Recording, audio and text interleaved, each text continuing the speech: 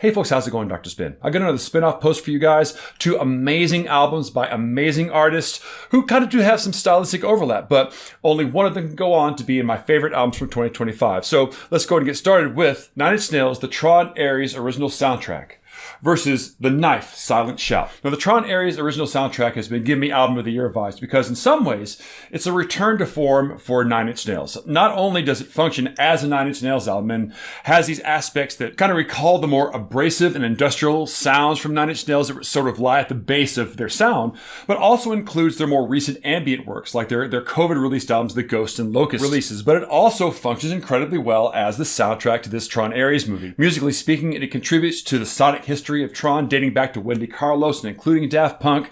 9 Inch Nails is almost like bored to play the soundtrack. And because of that, 9 Inch Nails is really able to apply their already established sonic palette to the TRON universe in a really, really convincing way.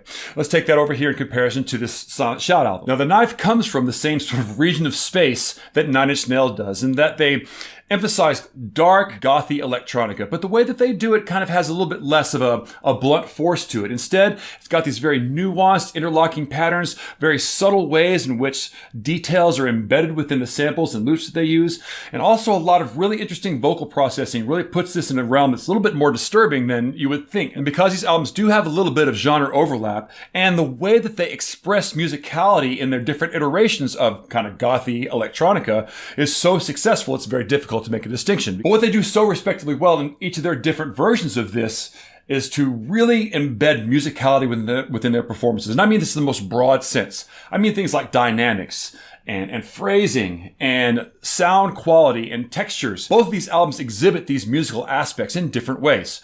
The difference being to me is that when you listen to 9 Inch Nails, as amazing as this album is, his version of that is very kind of, as I said, blunt force. And that kind of angry catharsis is very in character for 9 Inch Nails. But when you put it side by side with Silent Shout, who gets at disturbing and unsettling sounds in a much more subtle way, I have to kind of feel like I lean more towards the Silent Shout album. Only because when you put them side by side, the way in which they express the musicality within this medium, I think, is a little more compelling. So I got to give this to the Silent Shout. Now, again, if you are a fan of 9 Inch Nails and that makes you frustrated, don't worry, because 9 Inch Nails will definitely get a save because I do love this album. It will make the top 20, but in this case, it's got to go with Silent Shout. So agree or disagree, please sound off below. Then head over to my YouTube channel where you'll find more posts on independent artists and classic deep dive reviews.